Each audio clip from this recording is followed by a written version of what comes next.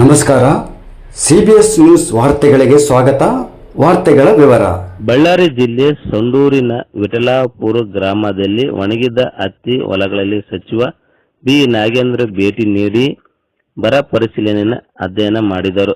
ಸಂಡೂರು ತಾಲೂಕಿನ ಮುಂದುವರೆದಿರುವ ತೀವ್ರ ಬರ ಪರಿಸ್ಥಿತಿ ಹಿನ್ನೆಲೆಯಲ್ಲಿ ಜಿಲ್ಲಾ ಉಸ್ತುವಾರಿ ಸಚಿವ ಬಿ ನಾಗೇಂದ್ರ ಅವರು 2ನೇ ದಿನವೂ ಬರ ಅಧ್ಯಯನ ನಡೆಸಿದರು. ವಿಠಲಾಪುರದ ಗ್ರಾಮದ ಹೊಲಗಳಲ್ಲಿ ಭೇಟಿ ನೀಡಿ ಸಂಪೂರ್ಣವಾಗಿ ಒಣಗಿರುವ ಹತ್ತಿ ಬೆಳೆ ಪರಿಶೀಲಿಸಿದರು. ಈ ವೇಳೆ ಸಂಡೂರು ಶಾಸಕರಾದ ಅನ್ನಪೂರ್ಣಮ್ಮ ತುಕಾರಾಂ, ಕೃಷಿ ಇಲಾಖೆ ಅಧಿಕಾರಿಗಳು ಹಾಗೂ ರೈತರೊಂದಿಗೆ ಬೆಳೆ ಹಾನಿಗಳ ಕುರಿತು ಮಾಹಿತಿಯನ್ನು ಪಡೆದುಕೊಂಡರು. ಸಂಡೂರು ತಾಲೂಕಿನ ವಾಡಿಕೆಗಿಂತ 64% 67% ಮಳೆ ಕೊರತೆಯಾಗಿದೆ.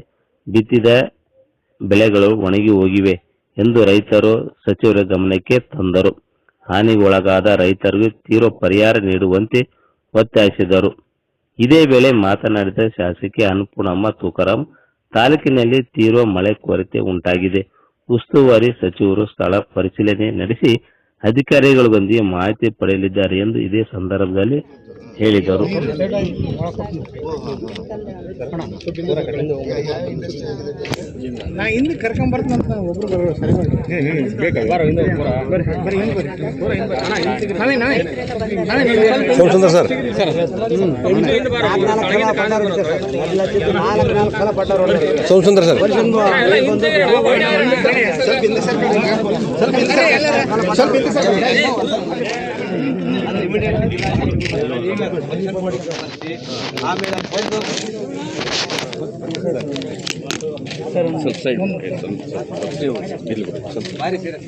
ಕೆಲಸ ಮಾಡ್ತೀವಿ. ಮೀನುಗಳು ಸಾಯ್ತಿದಾವ, ದನಗಳು ಸಾಯ್ತಿದಾವ, ಆಮೇಲೆ ಮನುಷ್ಯರಿಗೆಲ್ಲ ಕಾಲು ರೋಗ. ದಯವಿಟ್ಟು ಅಲ್ಲ ಆ ಭಾಗದಲ್ಲಿ ಜನ ಸರ್ ಬಿಟ್ಬಿಟ್ಟಾರ ಸರ್. ಅದು ಜನ ಬರ್ತಾವ.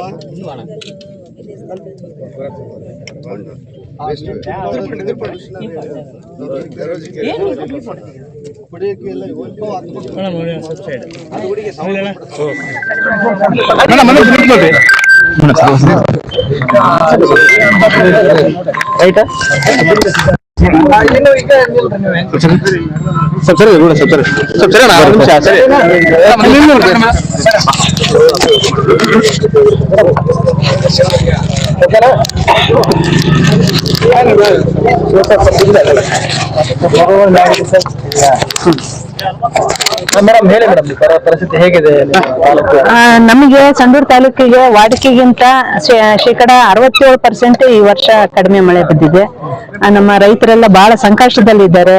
ಅವರು ಮೊದಲನೇ ಮಳೆ ಬಂದಾಗ ಅವ್ರೇನು ಬಿತ್ತನೆ ಮಾಡಿದ್ರು ಅವೆಲ್ಲ ಒಣಗೋಗಿ ತುಂಬಾ ಸಂಕಷ್ಟಕ್ಕೆ ಈಡಾಗಿದ್ದಾರೆ. ಇವತ್ತು ನಮ್ಮ ಉಸ್ತುವಾರಿ ಸಚಿವರು ನಮ್ಮ ಸಚಿವರು ಇವತ್ತು ಬರ್ತಾ ಇದ್ದಾರೆ, ನಾಗೇಂದ್ರ ಅವರು. ಅವ್ರಿಗೆ ನಾವು ಮನವರಿಕೆ, ನಮ್ಮ ಎಲ್ಲ ರೈತ ಬಾಂಧವರ ಜೊತೆಗೆ ನಾವು ಇವತ್ತು ಅವರಿಗೆ ನಮ್ಮ ತಾಲೂಕಿನ ಒಂದು ಬರ ಪರಿಸ್ಥಿತಿ ಬಗ್ಗೆ ಮನವರಿಕೆ ಮಾಡ್ಕೊಡ್ತಕ್ಕಂಥ ಪ್ರಯತ್ನ ಮಾಡ್ತಾ ಇದ್ವಿ. ಮೇಡಮ್, ನೀವು ಕೂಡ ಸಚಿವ ಸ್ಥಾನದ ಆಕಾಂಕ್ಷಿ ಇದ್ರಿ, ಕೊನೆ ಕ್ಷಣದವರೆಗೂ ಕೂಡ ಸಾಕಷ್ಟು ಪೈಪೋಟಿ ಮಾಡಿದ್ರಿ. ಕೆಲವೊಂದ್ ಕಡೆ ನಿಮ್ಗೆ ಈಗ ಸಚಿವ ಸ್ಥಾನ ಸಿಗ್ಲಿಲ್ಲ ಅನ್ನೋ ಒಂದು ಅಸಮಾಧಾನ ಇದೆ. ಈಗ ರನ್ನಿಂಗ್ ರೇಸ್ ಇದ್ದಾಗ ಓಡ್ಲೇಬೇಕು ನಾವು. ಯಾರೋ ಒಬ್ರು ಮಾತ್ರ ಗೆಲ್ತಾರ ಅದ್ರಾಗ. ಈಗ ಸ್ಪರ್ಧೆ ಮಾಡೋದ್ರಾಗ ಏನ್ ತಪ್ಪಿಲ್ಲಲ್ಲ. ಈಗ ತುಕಾರಾಂ ಅವರು 4 ಬಾರಿ ಸಚಿವರು, 4 ಬಾರಿ ಶಾಸಕರು, 1 ಬಾರಿ ಸಂಸದರು. ಮತ್ತೆ ನ್ಯಾಯಯುತವಾಗಿ ಅವ್ರಿಲ್ಲೇ ಶಾಸಕರಾಗಿ ಮುಂದುವರೆದಿದ್ರೆ ಅವ್ರಿಗೆ ಸಿಕ್ತಿತ್ತು. ಆ ಆಧಾರದ ಮೇಲೆ ನಾವು ಕೂಡ ಮನವಿಯನ್ನು ಮಾಡ್ಕೊಂಡಿದ್ವಿ. ಅವಕಾಶ ಇದೆ. ನಾವು ಕೂಡ ಮಹಿಳಾ ಕೋಟಾದಲ್ಲಿ ನೋಡ್ರಿ, ನಾವು 5 ಜನ ಇದ್ದೀವಿ ನಮ್ಮ ಇದರಲ್ಲಿ, ನಮ್ಮ ಮಹಿಳೆಯರ ಒಂದು ಇದರಲ್ಲಿ, ನಮ್ಮ ಕಾಂಗ್ರೆಸ್ ಪಕ್ಷದಲ್ಲಿ. ನಮ್ಮಲ್ಲಿ 5 ಜನರಲ್ಲಿ 6 ಕೊಟ್ಟರು ಸಂತೋಷ. ನಾವು 5 ಜನ ಕೂಡ ಅವ್ರಿಗೆ ಒಗ್ಗಟ್ಟಾಗಿ ನಾವು ಗಾಯತ್ರಿ ಶಾಂತೇಗೌಡರಿಗೆ ಸದ್ಯಕ್ಕೆ ಹೋಲ್ಡ್ ಮಾಡಿದ್ದಾರೆ. ನಮ್ಗೆ ಕೊಡ್ಬೇಕು ಅಂತ ಒಂದೇನು ಬೇಡಿಕೆ ಇಟ್ಟಿದ್ರಿ ಅಲ್ಲ, ಅದು ನಾವು ಕೇಳಿ ಮನವಿ ಮಾಡ್ಕೊಂಡಿದ್ದು ನಿಜ. ಸಿಎಂ ಅವ್ರಿಗೆ ಮನವಿ ಮಾಡ್ಕೊಂಡಿದ್ದು ನಿಜ, ಮಾಜಿ ಸಿಎಂ ಅವ್ರಿಗೂ ಮನವಿ ಮಾಡ್ಕೊಂಡಿದ್ದು ನಿಜ. ಯಾಕಂದ್ರೆ ನಮಗೆ ಚುನಾವಣೆ ಸಂದರ್ಭದಲ್ಲಿ ನಮ್ಮ ಜನರಿಗೆ ಯಾರಿಗೂ ಅವಶ್ಯಕತೆನೂ ಇರ್ಲಿಲ್ಲ. ನಮ್ ಬೈ ಎಲೆಕ್ಷನ್ ನಮ್ ಸಂಡೂರು ಜನ ತ್ಯಾಗ ಮಾಡಿದ್ದಾರೆ. ಸುಮ್ನೆ ಅನಾವಶ್ಯಕವಾಗಿ ನಾವು ಬೈ ಎಲೆಕ್ಷನ್ ಹೋಗೋ ಅವಶ್ಯಕತೆನೇ ಇರ್ಲಿಲ್ಲ. ಇಲ್ಲಿ ಸ್ಥಳೀಯ ಶಾಸಕರು ತುಕಾರಾಮ್ ಅವ್ರು ಒಳ್ಳೆ ಕೆಲಸ ಮಾಡ್ಕೊಂಡು ಹೋಗ್ತಿದ್ರು. ಈಗ ಹೈಕಮಾಂಡ್ ಹೇಳಿದಕ್ಕೆ ಮಾತ್ರ ನಾವು ಹೋಗಿದ್ವಿ, ಹೌದಾ? ಹೈಕಮಾಂಡ್ ಏನು ನಮ್ಗೆ ಮುಂದಿನ ನಿಮ್ಗೆ ಸಚಿವ ಸಂಪುಟದಲ್ಲಿ ಸ್ಥಾನಮಾನ ಕೊಡ್ತೀವಿ, ನಿಮ್ಮನೆಯವರಿಗೆ ಯಾರಿಗಾದ್ರೂ ಟಿಕೆಟ್ ಕೊಡ್ತೀವಿ ಅನ್ನೋದಕ್ಕೆ ನಾವು ಹೋಗಿದ್ದು. ಈಗ ಹೈಕಮಾಂಡ್ಗೆ ಪ್ರತಿಷ್ಠೆ ಪ್ರಶ್ನೆ ಆಗಿತ್ತು, ಇದು ಬಳ್ಳಾರಿ ಜಿಲ್ಲೆ ಗೆಲ್ಲೇಬೇಕಂತಕ್ಕಂಥದ್ದು. ನಾವು ಅದಕ್ಕೋಸ್ಕರ ಪಕ್ಷಕ್ಕೋಸ್ಕರ ತ್ಯಾಗ ಮಾಡಿದ್ದು. ತುಕಾರಾಮ್ ಅವರು ಸ್ವಂತ ವೈಯಕ್ತಿಕ ಏನು ನಾವೇನು ಕೇಳಿದ್ದಿಲ್ಲ. ಮತ್ತೆ ಮನುಷ್ಯ ಆಶಾವಾದಿ ಆಗಿರ್ಬೇಕಲ್ಲ. ಅಲ್ಲ, ಕೇಳ್ತಾ ಇದೀವಿ, ನೋಡೋಣ ಹೈಕಮಾಂಡ್ ಯಾರಿಗೆ ಮಾಡ್ಕೊಡ್ತಾರೆ. ಅಲ್ಲ, ಡಿ ಕೆ ಶಿವಕುಮಾರ್ಗೂ ಮೀಟ್ ಮಾಡಿ ಅದೇ ಮನವಿ ಮಾಡ್ಕೊಂಡಿದ್ವಿ ಅಷ್ಟೇ, ಅದ್ ಬಿಟ್ಟು ಇನ್ನೇನ್ ಚರ್ಚೆ ನಡೆದಿಲ್ಲ.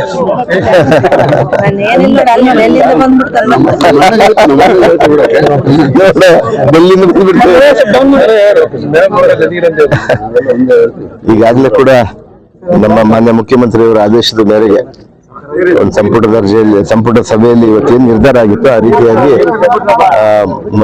ಮೊದಲನೇ ದಿನ ಬಳ್ಳಾರಿ ಮತ್ತು ಎರಡನೇ ದಿನ ಸಂಡೂರು ಮತ್ತು ಕಂಪ್ಲಿ ಮತ್ತು ಸಿರುಗುಪ್ಪ ಭಾಗದಲ್ಲಿ ಇವತ್ತು ಬರ ಅಧ್ಯಯನ ನಡೆಸ್ತಾ ಇದೀವಿ. ಅದ್ರ ಜೊತೆಗೆ ನಾವು ಇಲ್ಲಿ ಶಾಸಕರಾಗಿರುವಂತ ನಮ್ಮ ಅನ್ನಪೂರ್ಣಮ್ಮ ತುಕಾರಾಮ್ ಅವರು ಮತ್ತು ನಮ್ಮ ಜಿಲ್ಲಾಧಿಕಾರಿಗಳು ಇವತ್ತೆಲ್ಲ ಬಂದು ಸ್ಪಾಟ್ಗೆ ಬಂದು ಪರಿಶೀಲನೆ ಮಾಡಿ ನಮಗೆ ರಿಪೋರ್ಟ್ ಕೊಡ್ಬೇಕಂತೇಳಿ, ವರದಿ ಕೊಡ್ಬೇಕಂತೇಳಿ ಇವತ್ತು ನಮ್ಮ ಮಾನ್ಯ ಮುಖ್ಯಮಂತ್ರಿ ಅವರು ಹೇಳಿದ್ದಾರೆ.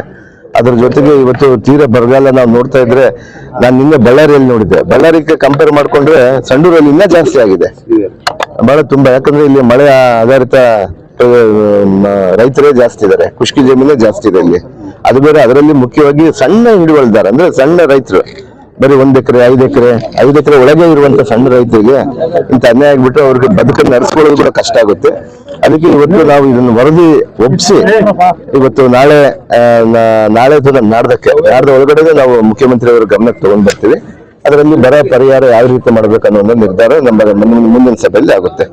ಸರ್, ಈಗ ಎಷ್ಟೋ ಜನ ರೈತರು ಇದು ವಿಮೆ ಕಟ್ಟಿಲ್ಲ ಸರ್, ಹಂಗಾಗಿ ಆ ರೈತ ವಿಮೆ ಕಟ್ಟದೆ ಇರ್ತಕ್ಕಂಥ ಸಮಸ್ಯೆ ಆಗಿದೆ. ಖಂಡಿತವಾಗಿ ಭೀಕರ ಬರಗಾಲ ಸರ್. ಅದನ್ನ ಯಾವ ರೀತಿ ವರದಿ ಕೊಡ್ತೀವಿ ಮತ್ತೆ ಯಾವ ರೀತಿ ಪರಿಹಾರ ಕೊಡಿಸ್ಲಿಕ್ಕೆ ಮುಂದಾಗ್ತೀರಿ ಅಂತ ಸರ್? ಇಲ್ಲ, ಈಗಾಗಲೇ ಕೂಡ ನಾವು ಕಳೆದ ಸಂದರ್ಭದಕ್ಕಿಂತ ಇವತ್ತು ನಮ್ಮ ರೈತರಲ್ಲಿ ಎಚ್ಚೆತ್ತುಕೊಂಡಿದ್ದಾರೆ. ಇವತ್ತು ಮನೆ ನಮ್ಮ ಜಿಲ್ಲಾಧಿಕಾರಿಗಳು ತುಂಬಾ ಎಫೆಕ್ಟಿವ್ ಕೆಲಸ ಮಾಡಿದ್ದಾರೆ ಇಲ್ಲಿ. ಅವ್ರ ಜೊತೆಗೆ ನಮ್ಮ ಇನ್ಶೂರೆನ್ಸ್ ಯಾವ್ದು ಮಾಡಿಸ್ತಾರೋ ನಮ್ಮ ಅಧಿಕಾರಿಗಳು ಅವರೆಲ್ಲ ಕೂಡ ಕಳೆದ ಬಾರಿ ನಮಗೆ ಬರೀ ಒಂದು 6,000, 7,000, 11,000 ಇರ್ತಾ ಇತ್ತು. ಆದ್ರೆ ಈ ಬಾರಿ 40,000 ಖುಷ್ಕಿ ಜಮೀನಲ್ಲಿ 37,000 ಜನವರೆಗೂ ಕೂಡ ಈಗಾಗಲೇ ಕೂಡ ನಮ್ಮ ರೈತರು ಇನ್ಶೂರೆನ್ಸ್ ಮಾಡ್ಕೊಂಡಿದ್ದಾರೆ. ಇನ್ಶೂರೆನ್ಸ್ ಮಾಡ್ಕೊಂಡಿದ್ದವ್ರದಂತ ಅದು ಎಷ್ಟಿದೆ ಎಷ್ಟು ವೇಸ್ಟ್ ಆಗಿದೆ ಅಷ್ಟೆಲ್ಲ ಬರುತ್ತೆ. ಅಂದ್ರೆ ಇನ್ನ ಮಿಕ್ಕಿದ ರೈತರಿಗೆ ನಮ್ಗೆ ತುಂಬಾ ಚಾಲೆಂಜಸ್ ಇರುತ್ತೆ. ಕೆಲವು ರೈತರಿಗೆ ಕೆಲವು ಟೆಕ್ನಿಕಲ್ ಪ್ರಾಬ್ಲಮ್ ಇದೆ, ಅಂದ್ರೆ ಬೇರೆ ಬೇರೆ ಕಾರಣಗಳಿಂದ ವೈಜ್ಞಾನಿಕವಾಗಿ ಅವ್ರಿಗೆ ಫೀಸಿಬಿಲಿಟಿ ಆಗಿರಲ್ಲ. ಸೊ ಅದನ್ನ ಅಂತ ರೈತರು ಯಾರು ಅಂತ ಹೇಳಿ ನಾವು ಗಮನಿಸ್ತಾ ಇದೀವಿ. ಮುಂದಿನ ದಿನಗಳಲ್ಲಿ ವಿಮೆದೇ ಒಂದು ಡ್ರೈವ್ ಮಾಡ್ತೀವಿ ನಾವು. ಸಾಲ ಮನ್ನಾ ಕೂಡ ಈಗ ರೈತರಿಗೆ ಒಂದು ಆಗ್ರಹ ಇದೆ ಸರ್. ಅದು ಈಗಾಗಲೇ ಕೂಡ ನಮ್ಮ ಸರ್ಕಾರದ ಬಹಳ ಅಲ್ಲ ಸಹಕಾರಿ ಕ್ಷೇತ್ರದಲ್ಲಿ ಮಾಡ್ಬೋದು, ಬಟ್ ಅದೆಲ್ಲ ಮುಖ್ಯಮಂತ್ರಿ ಅವ್ರ ತೀರ್ಮಾನಕ್ಕೆ ಬಿಟ್ಟಿರ್ತಕ್ಕಂಥ ವಿಚಾರ ಆಗುತ್ತೆ. ಅದರಲ್ಲಿ ನಾವು 5 ಗ್ಯಾರಂಟಿಗಳನ್ನ ಕೊಡ್ತಾ ಇದೀವಿ. ಈಗಾಗಲೇ ಕೂಡ ಪ್ರತಿಯೊಬ್ಬರು ಕೂಡ, ಪ್ರತಿ ಮಹಿಳೆಯರಿಗೆ ಆಗಿರ್ಬೋದು, ವೃದ್ಧರಿಗೆ ಆಗಿರ್ಬೋದು, ಓಲ್ಡ್ ಏಜ್ ಪೆನ್ಷನ್ಗಳು, ಈ ರೀತಿಯಾದಂತ ಫ್ರೀ ಬಸ್ಗಳು, ಫ್ರೀ ಕರೆಂಟ್, ಇವೆಲ್ಲ ಕೂಡ ನಾವು ಕೊಡ್ತಾ ಇದೀವಲ್ಲ. ಅದ್ರ ಹೊರಗೆ ನಮ್ಮ ಜನ ತುಂಬಾ ಸಂತೋಷವಾಗಿದ್ದಾರೆ. ಆದ್ರೆ ಎಲ್ಲದನ್ನ ನಮ್ಮ ಮೇಲೆ ಬೀಳಕ್ ಆಗ್ತಾ ಇಲ್ಲ. ಅವರು ಯೋಚನೆ ಮಾಡ್ತಾ ಇದಾರೆ. ಸಾಲ ಇದ್ದಾಗ ಪ್ರತಿಯೊಂದು ಸಂದರ್ಭದಲ್ಲಿ ಕೂಡ ಸಾಲ ಪರಿಹಾರಗಳು ಯಾವ ರೀತಿ ಮಾಡ್ಬೇಕಂತ ನೋಡ್ಕೊಂತಾರೆ. ಆದ್ರೆ ಒಂದು ನನಗೆ ಅನ್ಸಿದ್ದು, ಯಾಕಂದ್ರೆ ಈಗ ಮುಂದಿನ ದಿನಗಳಲ್ಲಿ ಇವತ್ತು ಈ ರೈತರಿಗೆ ಏನಾದ್ರು ಮಳೆ ಬಂದ್ಬಿಟ್ರೆ ಅವರು ಯಾವ ಸಾಲನ್ನು ಕೂಡ ಯಾರನ್ನು ಕೇಳೋದಿಲ್ಲ, ಅವರೇ ಕಟ್ಬಿಡ್ತಾರೆ. ಈಗ ಬ್ಯಾಂಕ್ಗಳಿಂದ ರೈತರಿಗೆ ನಿರಂತರವಾಗಿ ನೋಟಿಸ್ಗಳು ಹೋಗ್ತಾ ಇದಾವೆ ಸರ್, ಸಾಲ ಕಟ್ಟರೆ ಬರಗಲ್ಲ ಅಂತಂದ್ರೆ ಹೆಂಗ್ ಕಟ್ಲಿಕ್ಕೆ ಇಲ್ಲ. ಈಗಾಗ್ಲೇ ಕೂಡ ಅದು ನಮ್ಮ ಸರ್ಕಾರ ಗಮನದಲ್ಲಿ ಇಟ್ಕೊಂಡಿದೆ. ಯಾರು ಕೂಡ ಫೋರ್ಸ್ಬಲಿ ಜಪ್ತಿ ಮಾಡಬಾರ್ದು. ಯಾವುದೇ ಕಾರಣಕ್ಕೂ ಬ್ಯಾಂಕ್ಗಳು, ನ್ಯಾಷನಲೈಸ್ ಬ್ಯಾಂಕ್ ಆಗಿರ್ಬೋದು, ರಾಷ್ಟ್ರೀಯ ಬ್ಯಾಂಕ್ಗಳು ಕೂಡ ನಾವು ನೋಟಿಸ್ ಕೊಟ್ಟಿದೀವಿ. ಆದ್ರೆ ಅವರು ಬಿಡೋದಿಲ್ಲ, ಅವ್ರೊಂದು ಪ್ರೋಸೆಸ್ ಇರುತ್ತೆ.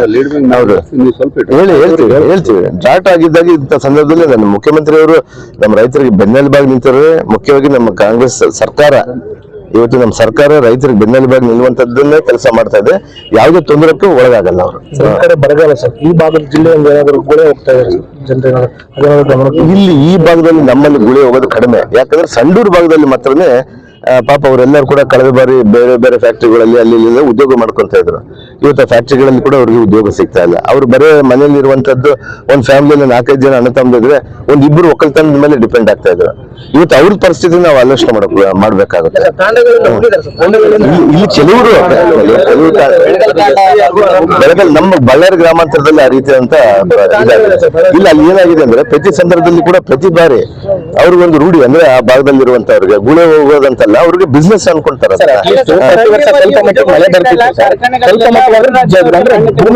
ನೋಡಿ ಈಗಾಗಲೇ ಕೂಡ ವಿಬಿಜಿ ರಾಮ್ಜಿ ಅದಕ್ಕೆ ಈಗಾಗಲೇ ಕೂಡ ವಿಬಿಜಿ ರಾಮ್ಜಿ ಇಂದ ನಾವು ಈಗಾಗಲೇ ಕೂಡ ಅದನ್ನ ಪರಿಣಾಮಕಾರಿಯಾಗಿ ಕೆಲಸ ಮಾಡ್ಲಿಕ್ಕೆ ನಾವು ಹೇಳ್ತಾ ಇದೀವಿ.